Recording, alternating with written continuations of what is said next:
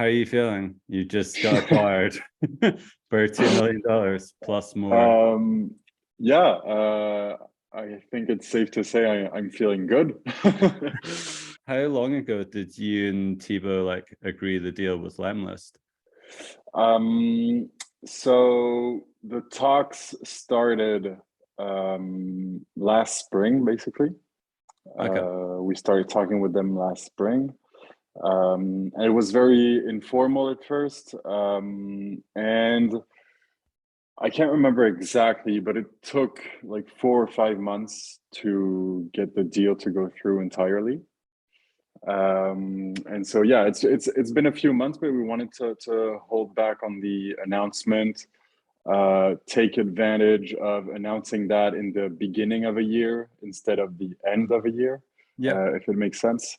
And yeah, so it's been a few weeks, it's been a couple months, but we're really happy about it. Yeah, that's awesome, man. So I believe kind of in the spring, I think it was about May or so that you hit like 1 million in annual revenue. So was it about that time that you started talking, more or less? Yeah, more or less. And it's part of what makes these deals a bit difficult to negotiate is, well, we like the two of us, we talk very often. And so we've had like very fast growth. So during that time when the deal is like being discussed, as it's being discussed, we're also growing. So Yeah. that's one of the main reasons why the structure of the deal is based also on future incentives, to have an earnout basically, which is significant depending on future performance. Because we did, like, if you start just saying, oh, it's worth X amount, and then 2 weeks later you've had 20% growth, and well, now it's X plus 20%, etc. Yeah. And it's a never-ending thing, So from the get-go, we knew those types of stuff could happen. So from the get-go, we started by trying to figure out not the amounts, but how the deal would be structured, basically. Yeah. Yeah. No, that's smart. I was just thinking, yeah, if you're like you say, if you're growing all the time, it's hard to put a figure on it because then like 2 weeks later, it's like, well, that's out of date. Um, did you always, I mean, I think for people, just to give a recap, I think so it was about like a year, you took like a year to get to 1 million in annual revenue, and then you've sold it essentially in what, less than a year and a half from your start? Yeah, yeah. You're very casual about that. No, Like, but sorry. Yeah, yeah, yeah. exactly. So it was definitely very fast. When we started out, Thibaut and I, it was back in June or July 2021, and the goal was to basically pay ourselves a decent amount with our SaaS. But we were very focused, very determined, and so it ended like the growth was far quicker and far bigger than what we anticipated, which led to this sale, which happened like indeed very quickly, basically. Yeah. A kind of a tricky question for you. Do you think you could like, do you think either of you could have done something like this on your own, or do you think it is really better to have a co-founder?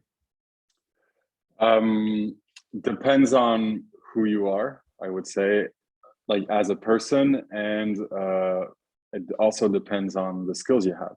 So me personally, I'm a product and a marketing person.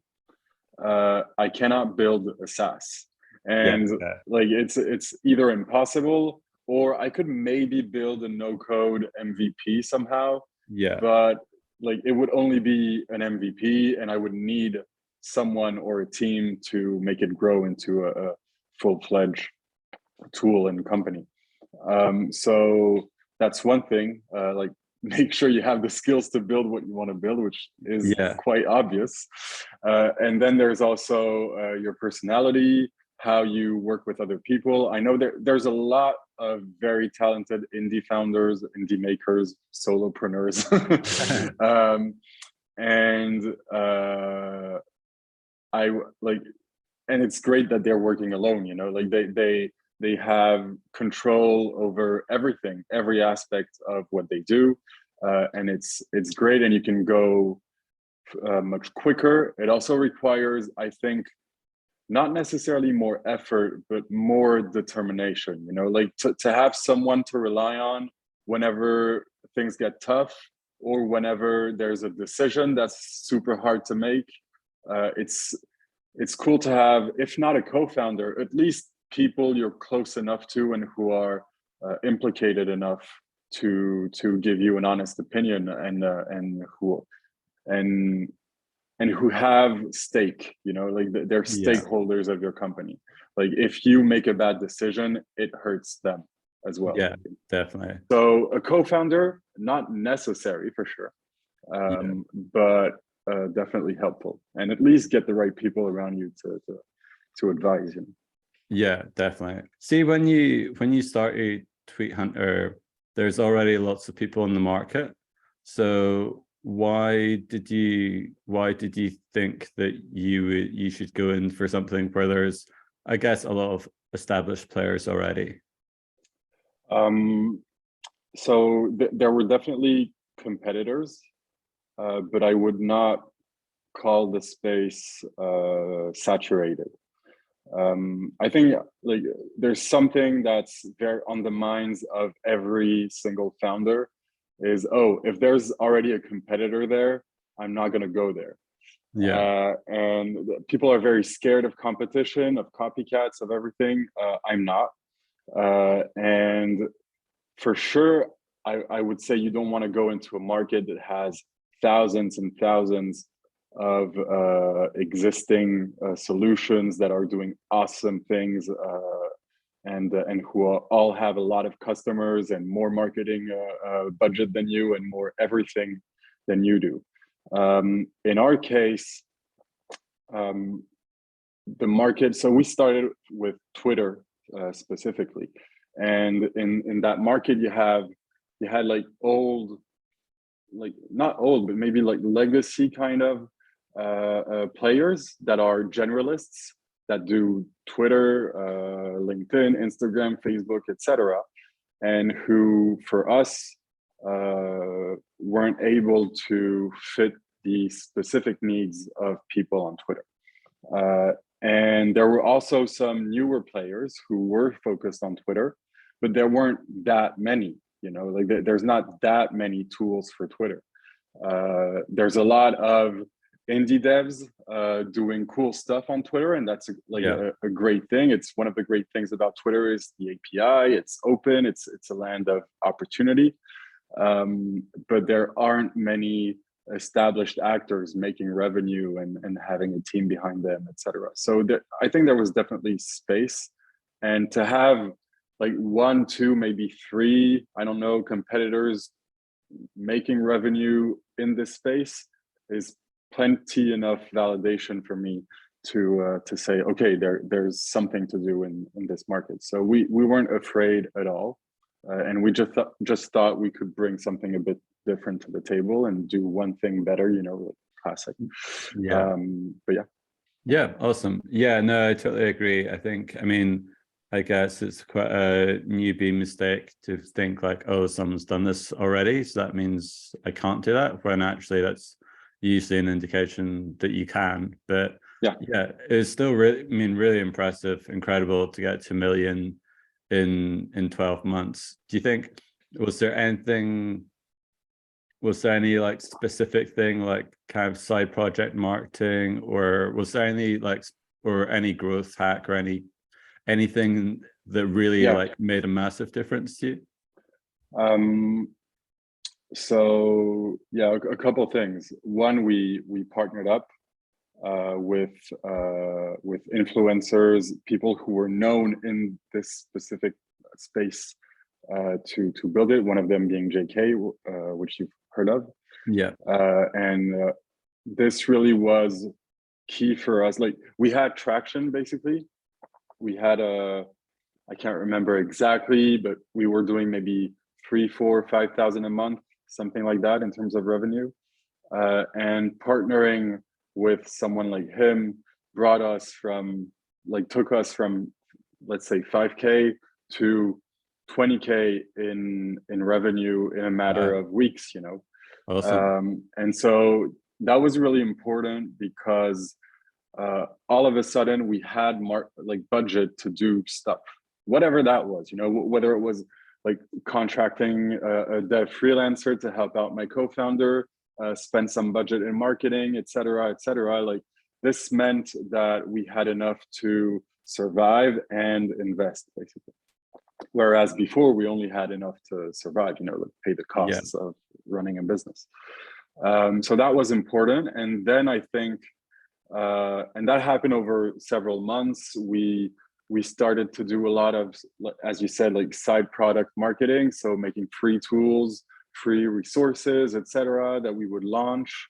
What else did we do? We did some pretty original stuff. Like last year, we did the first edition of the Twitter growth contest, and we actually gave out a piece of our own product and profits, etc., to people who won the contest. So we did a lot of original stuff out of the box, and it was always very hard for us to measure what's working because of like launching weird stuff every few weeks, basically.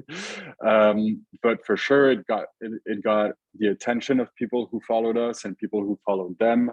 And so I think over time, this was a great strategy. But if someone were to implement it like tomorrow and do one side product and, I don't know, not see any sales coming from that side product or whatever, I wouldn't draw any conclusions from that. I would say, well, you got to do it like 10 times or 20 times, and then you start seeing the results, But yeah, these are the two things I think we did the most differently. Nice one. And like, was there anything that you messed up in the, I can't really think of anything, but was there any like mistakes where you're just like, oh damn, we wasted a month doing that, or something like that? Well, the good thing about not being able to measure is that you're not sure when you invested too much time into something and it actually didn't deliver anything.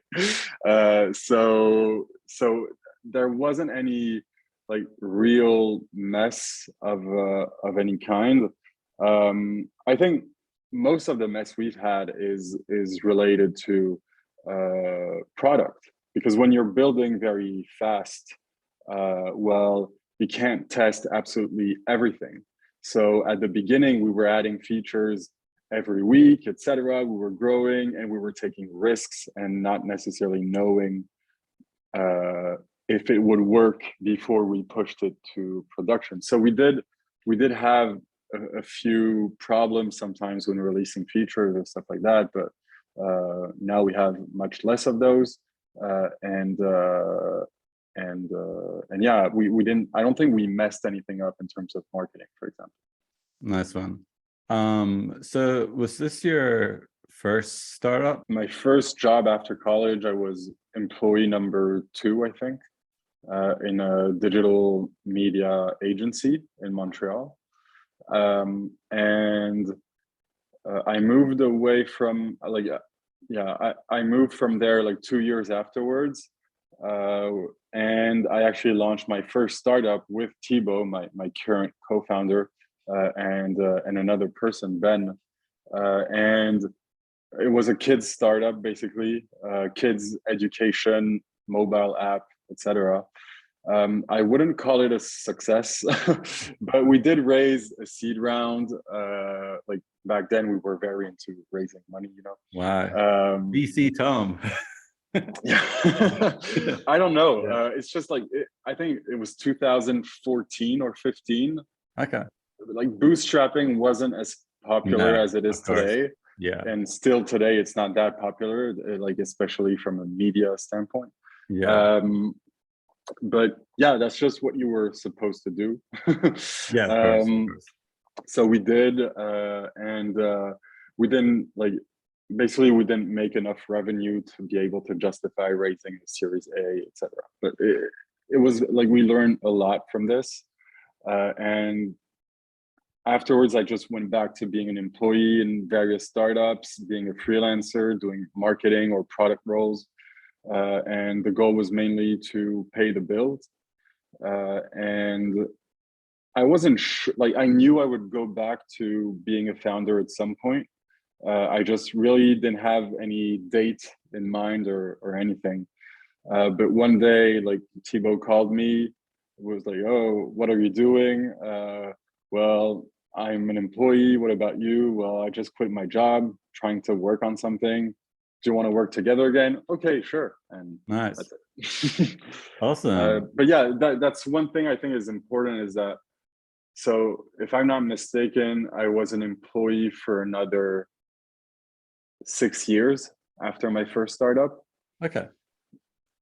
And I was still able to get back to entrepreneurship, launching something and making it a success this time. And what I think too many people, they try, they fail, and then they're convinced it's not meant for them. Yeah. I think sometimes maybe I doubted myself as well. But I think it's a good example that like it's not just success, success, success. It's also Yeah, like, sure. okay, failing once, twice, having to do something you don't really like for a while and coming back to it and making it this time. Yeah, awesome. Yeah, no, I think it is good. I mean, I guess as well, I've seen a lot of people recently, like, go back to day jobs and so forth because of, the cost of living being hard. So yeah, it's good to remember you can go back out and then come back into entrepreneurship. Like no decision is definite, like I mean is unchangeable. So even if you quit at some point, it doesn't mean you can't start again later, and that's fine. Yeah, definitely. So the whole time you were working from like near Bordeaux? Yeah. And Thibaut was he always in the Far East or? No, he was like, for basically Thibaut for the past 2 years, he was either in Southeast Asia or in France. And yeah, weirdly, he was in Southeast Asia during the summer and in France during the winter, which to me is nonsense, but whatever. Does So he yeah, ski? I mean, that's the only good reason I to mean, be. he Yeah. does, but he's in Paris where there are not many famous mountains to ski on. No. So I don't know. I think it's just like life happens, and Yeah, this was fair his enough. journey, Oh, that's funny. But you've never really, in the whole like I know 18 months, how many days have you worked together, like in the same room? Not very much. I would say maybe 20, something like that, Okay. like tops. Yeah. Wow. I was just Because thinking, like we for the first year we didn't see each other, not once, like not wow. maybe a full year, but like 8 months, because there was COVID. Oh yeah. He was in Thailand for a while, et cetera, et cetera. And so in the end, we just like yeah, we I think we were doing like 500,000 in revenue when we saw each other for the first time after starting Wow, that's crazy. TweetHunter together. So yeah. In that situation, I guess you knew each other from business school, is that right? Yeah. I guess I guess you know each other so well that I guess you kind of just both trust each other that the other one is, working their butt off as well, and you're both as motivated as each other, etc., etc. in that Yeah. situation. Yeah, that's like, this was a big advantage for us, is that we knew each other and we had already built a company together. So we knew how the both of us like to work. Yeah. And And another advantage kind of is to be in a different time zone, which is both good and bad. Like there's good things and bad things, but what that meant was we had time during the day where the both of us would be awake and working, and so we could like have our calls, have talk about whatever decision we had to make, and we also both had time alone to focus on things that we had to do. So that's definitely an advantage. What I usually recommend to people, like, because a lot of people meet online nowadays, and what I usually recommend when people ask me the question, like, how do I know if I can trust this person? How do I know if I should pick him or her as my co-founder? Well, for me, the answer is like, do a small project together first. Like you don't have to be co-founders right from the get-go. You can just like work on something fun and see how it goes. And I mean, it's kind of what we did with Thibaut, because TweetHunter is not the first product we launched after starting to work together again. We built it, like we've shared this story before, but we built a few products. And so this was kind of also setting us back in motion as a team, as a duo, on, okay, oh yeah, I remember he liked to work like this, like that, whatever it is. But that was a good thing.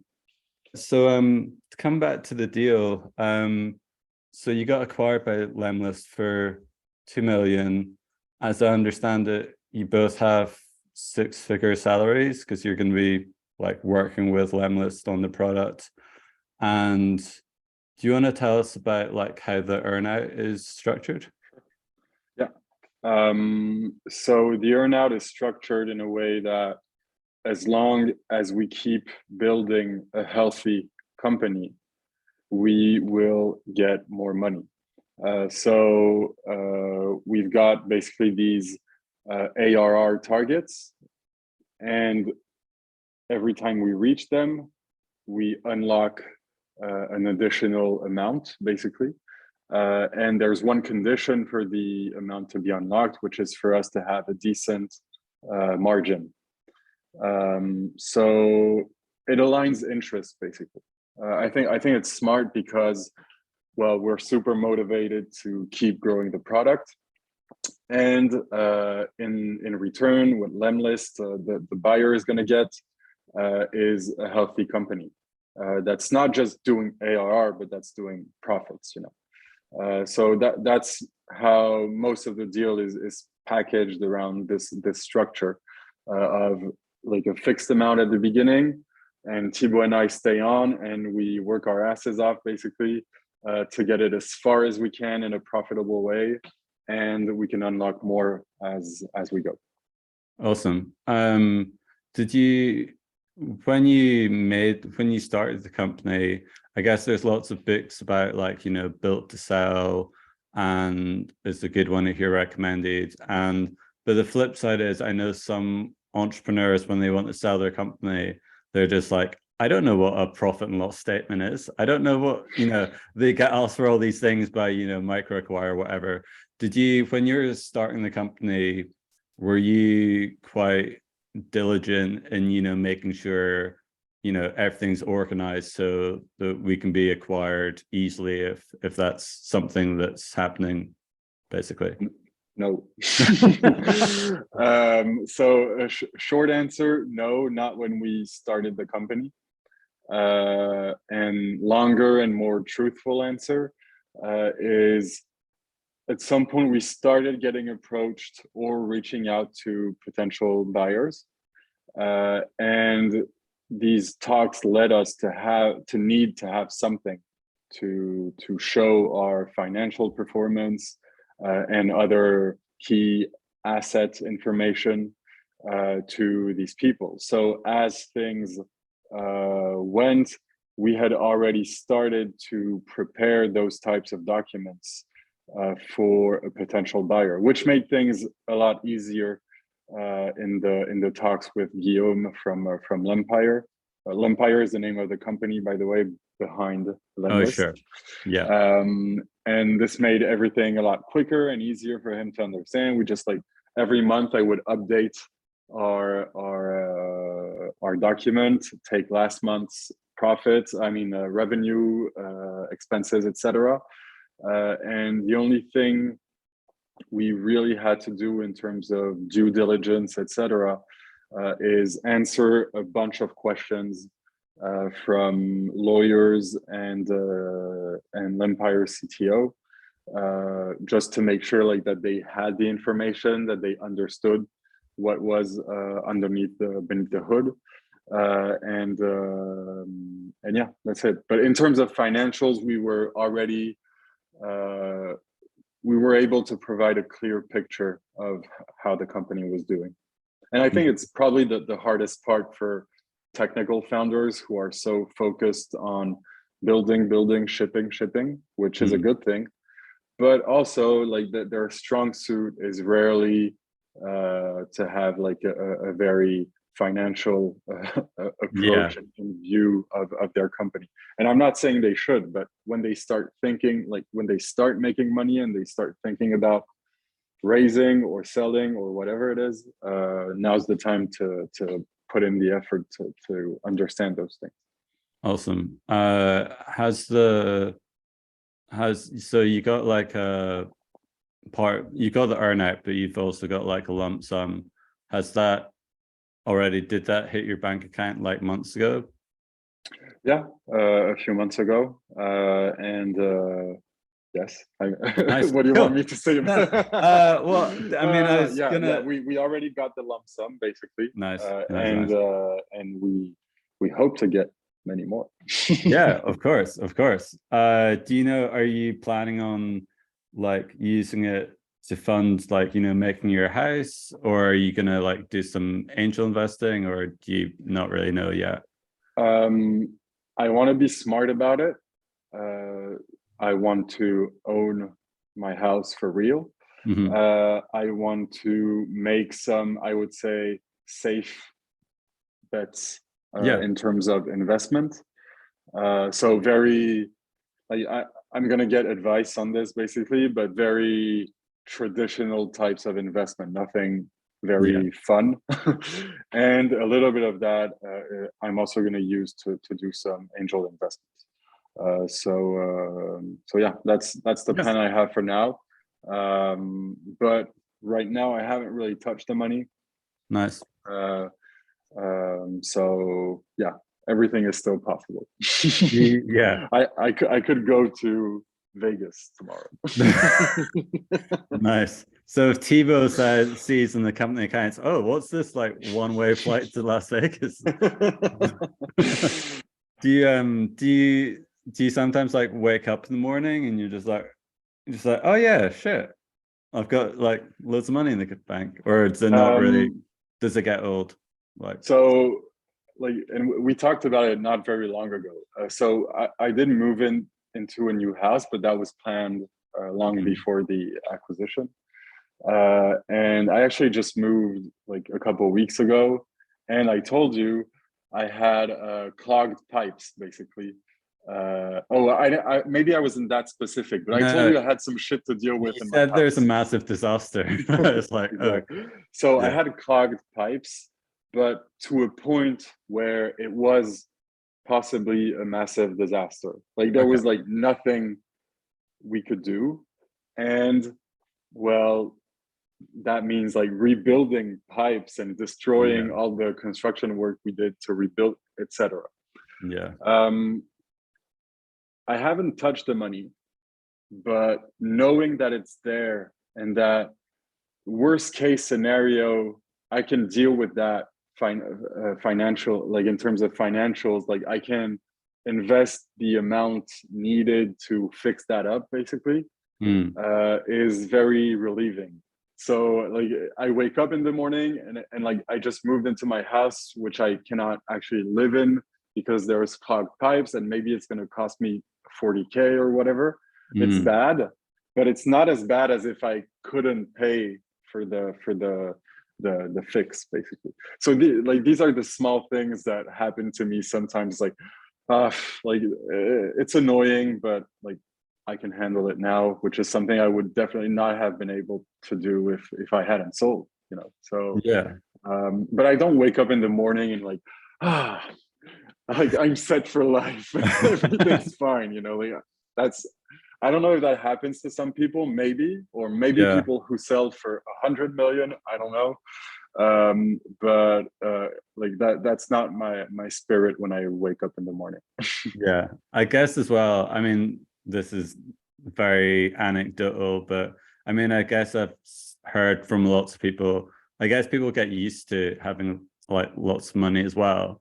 And if all your friends do as well, it becomes kind of normal. So I guess it's like, you know, or with anything, like if you get a raise, you're going to be really excited for the first month. And then it just becomes kind of like what you're used to. So yeah. Yeah, Um, that's, I think that's the case for most people. And like for sure, the day that I signed the deal, and like I don't know, 5 days after we received the lump sum, like for sure that was an exciting moment, you know. But then it's like I mean, it's gonna feel a bit pretentious and annoying to say that, but then you start thinking about like, what am I gonna do with this, you know? And this is like in the back of your mind all the time, which is why I'm gonna just like reach out to people I know for help on this, because I have to take this off my mind, basically. Like uh, yeah. it's a Yeah, great problem to have, but it's like it's still a problem.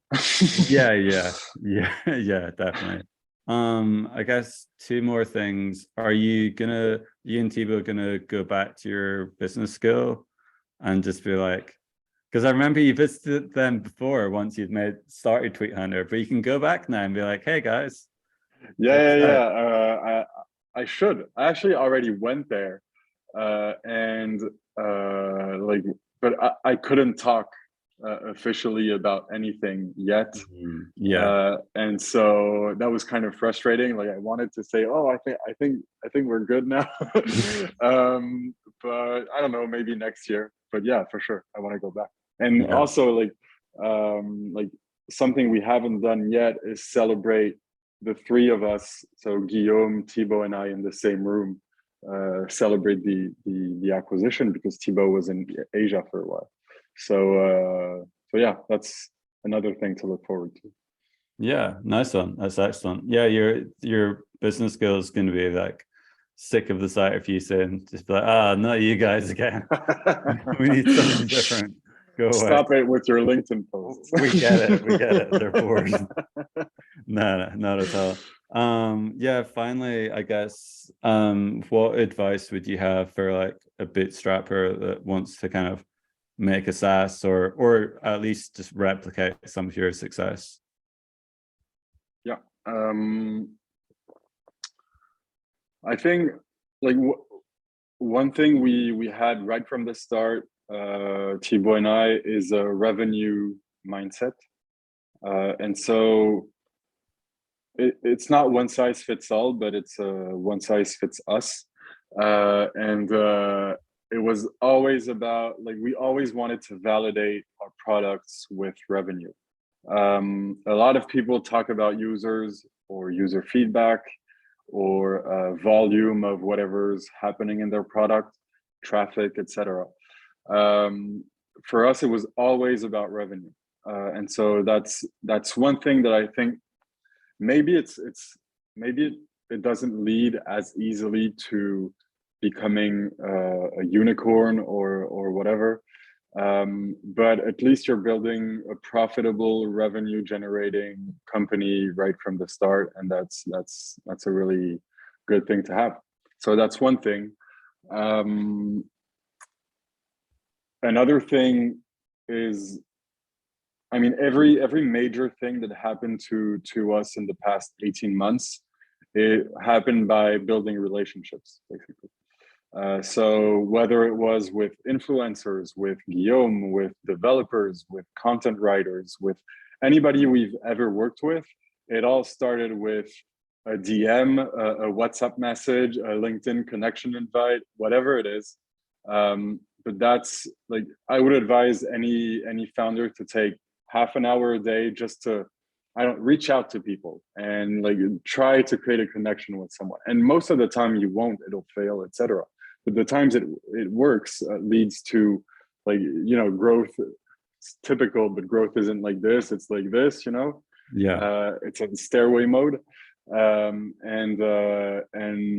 every major step that we made was by knowing someone or reaching out to someone, etc.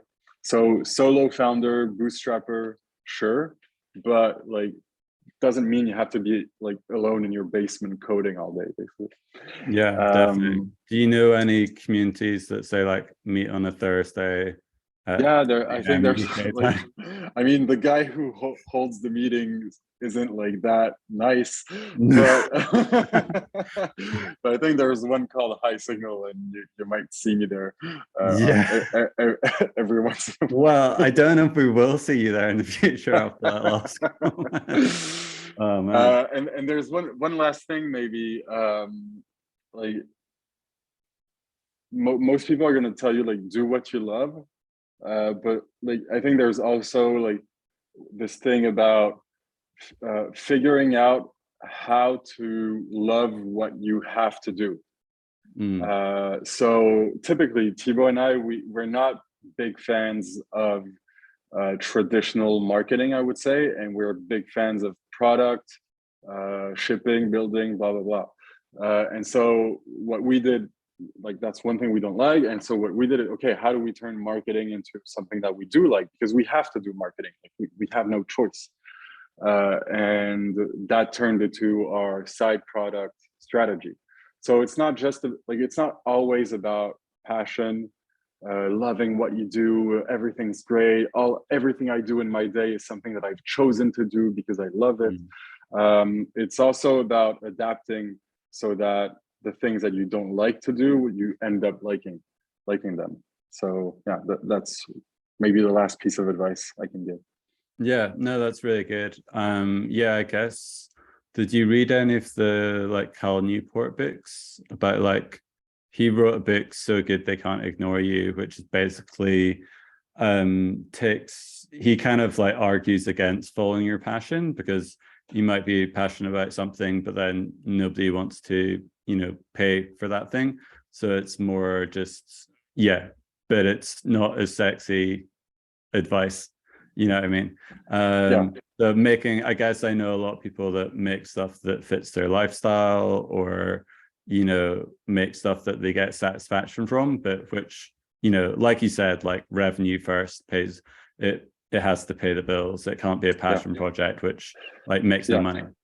Though I would say that like a year and a half ago, I discovered a YouTube channel called, I think it's called Big Jet TV. Okay. And this is a guy that travels airport to airport and films planes taking off and landing. And he's making like 6 figures a year from it. So I guess any passion can eventually turn into There is, you know? oh man, I know what you mean. I know what you mean. I think there's always like a one in 1,000 or 1 in 1,000,000 people that can like, yeah, I'm kind of like envious. There's a YouTuber that does like, he's got a channel like History Matters, and he just makes funny like 3-minute videos about history, and like really like specific like niche topics. And he's got like, I think he's got like 1 million subscribers, so he must be doing pretty well. But yeah, I think in general, I think it's not a bad idea to be like, okay, how can I pay the bills, rather than how can I? Yeah, no, definitely. Like, and like living from your passion also works out better when you're able to pay for like your apartment or your house and your food and your gas, etc. So so yeah, definitely. Yeah, awesome. All right, well, I'll let you get back to work on TweetHunter and Tapio, but yeah, congrats again on the sale, and looking forward to what you and Thibaut and the team do in the future. Yeah, thanks Pete for having me.